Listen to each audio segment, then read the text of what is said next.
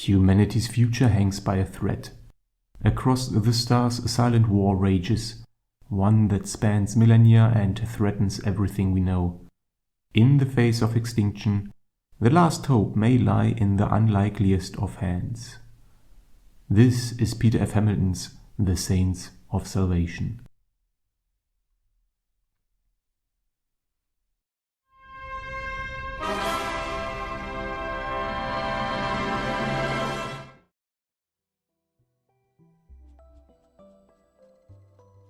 The Saints of Salvation is the third and final installment in Peter F. Hamilton's Salvation sequence. It followed closely on the heels of Salvation Lost, having been published in 2020, just 1 year after its predecessor. With its 576 pages, it is also increased slightly in length, coincidentally matching the page count of the first novel in the series, Salvation. As The Saints of Salvation is a direct continuation of the story told in the previous two novels, it is unsurprising that it shares many traits with its predecessors, most notably the returning characters and the continued introduction of intriguing new concepts. However, there are several points that warrant closer attention. First, the hardness of the science fiction is now firmly on the soft side, if one allows for such a contradictory expression. This is not unusual for Hamilton. Secondly, the way the story in The Saints of Salvation is told has the uncommon effect of making the scale of the narrative universe feel smaller in comparison to the previous novels. Despite the fact that the various plot lines unfold across vast stretches of time and space, the story often comes across as somewhat isolated and not entirely fleshed out, especially for a novel written by Peter F. Hamilton, who typically excels at creating richly detailed worlds. We will explore in more detail later why this may be the case. As for the critical reception, The Saints of Salvation was not nominated for any major awards, similar to the other two novels in the series. At least I was not able to find any record of such nominations. Regarding its popular reception, The Saints of Salvation holds a remarkably high rating of 4.4 out of 5 stars, based on thousands of reviews across aggregators such as Goodreads, Library Thing and Amazon. This score places it head and shoulders above the earlier two entries, which themselves received ratings that were far from poor. This may serve as yet another good example of a common trend. Later entries in a series often receive higher ratings simply because readers who enjoy the earlier books are more likely to stick with the series to the end, thereby skewing the ratings upward. In contrast, those who did not enjoy the first entries tend to abandon the series early, and their opinions are less likely to influence the scores of the later books. This effect is particularly pronounced in novels where the investment of time is substantial compared to, for example, TV series or movies. Of course, all of this assumes a consistent level of quality across the entire series. Now I must issue a general spoiler warning for the first two novels in the series, Salvation and Salvation Lost, as well as to some extent for The Saints of Salvation. Please heed the warning.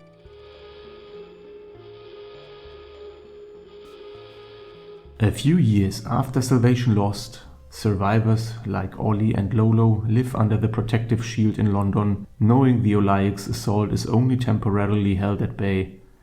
Horatio remains on Earth helping where he can, while others like Yuri and his team, now aided by Neana technology, work tirelessly on a long-term plan to defeat the Olaic's.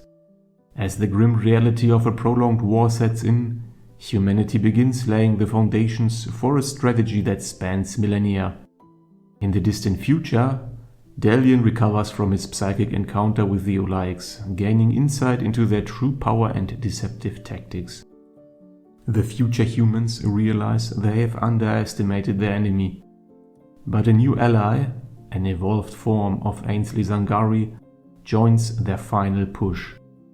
After thousands of years of preparation and pursuit, the decisive battle against the Olaic's enclave begins once and for all. The Saints of Salvation carries over some of the strongest elements from Salvation Lost, most notably the often oppressive atmosphere of an Earth under siege by an unrelenting force with utterly alien motivations. In addition, the visceral body horror of the harvesting process, combined with the constant paranoia that enemy agents may be hidden among the population, creates a consistently tense and thrilling plot. This sense of dread is further reflected in the far future subplot, where the long-prepared counterattack by the Utopials, scattered across the galaxy, ultimately appears to be a near-pointless effort already anticipated and accounted for by the Olaics. The eventual resolution to the conflict, at least one part of the plan, is quite audacious, yet also quite logical when one considers the available options. However, this brings me directly to one of my main criticisms. Throughout the novel, there are recurring issues related to power scaling. Hamilton at times resorts to what essentially amounts to technobabble in order to explain why a newly introduced Giga-Mega-Force disruptor suddenly outclasses the opponent. In a similar vein, the second part of the plan to save humanity represents the culmination of this power scaling problem. To be fair, Hamilton's use of deep time and gravitationally induced time dilation is scientifically plausible, so in this specific aspect it is not technobabble. However, from a storytelling perspective, it begins to feel like a form of deus ex machina, at least in the colloquial sense, if not the strict literary definition.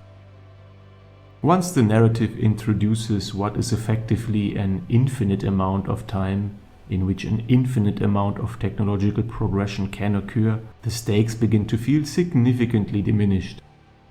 Personally, once I understood the implications of the gravitational time dilation, which did not take long without meaning to sound like a smartass, it began to erode some of the tension for me.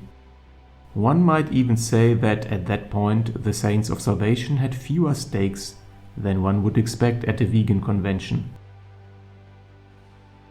That said, this occurs in the latter half of the novel, and the action that follows, particularly the large space battles, remains entertaining and well executed. Another negative aspect is that the plotline related to besieged London more or less comes to a halt. There are attempts to stitch this particular storyline together with the far future subplots, but these connections feel underdeveloped. Almost as if Hamilton at the last minute felt the need to add some form of linkage between the London thread and the broader narrative. This is somewhat underwhelming, especially considering Hamilton's usual skill at weaving together disparate storylines across his other series. This leads to another point. Several characters recount events that took place between the initial Olaics attack and the far future timeline. Events that, quite frankly, sound more compelling than parts of the main plot itself. Unfortunately, these moments are only delivered as brief summaries or cliff notes. Had Hamilton fleshed out these developments in their own evolving plotline, the Saints of Salvation might have avoided some of its issues with abrupt power scaling and occasionally disjointed storytelling. Then again, the result might have been a novel 500 pages longer, which is not necessarily a bad thing and in line with Hamilton's usual style, but something to consider. The premature conclusion of the London arc also has the unfortunate consequence of removing some of the more compelling characters from the narrative. In contrast, the so-called Saints, the operatives on the daring mission to save humanity, remain relatively bland from a character development standpoint, even after 3 full novels. All of these issues contribute to a narrative universe that ultimately feels smaller than it should. The vast stretches of time and space, rather than creating a sense of grandeur, instead instill a feeling of isolation. The lack of fully developed intermediary events only reinforces this sense, rather than alleviating it.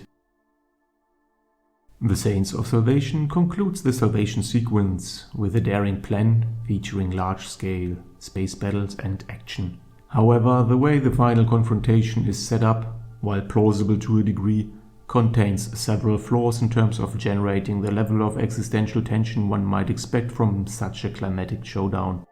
Additionally, the world-building suffers somewhat due to the heavy emphasis on deep time, which is a central element in this particular novel.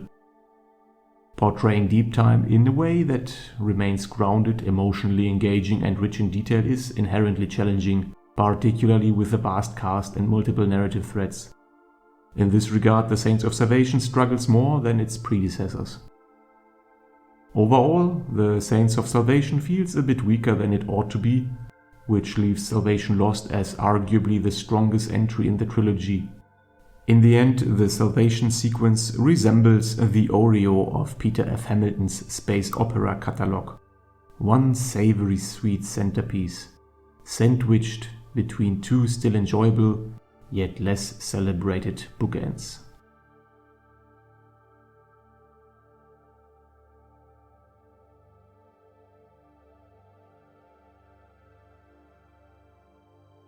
If you liked this video, you may also enjoy the other reviews and content on my channel. Feel free to leave a comment if you want to discuss the novels or if you want to suggest other books that I should review in the future. Please consider upvoting and subscribing, it is much appreciated. Thank you for watching and until next time.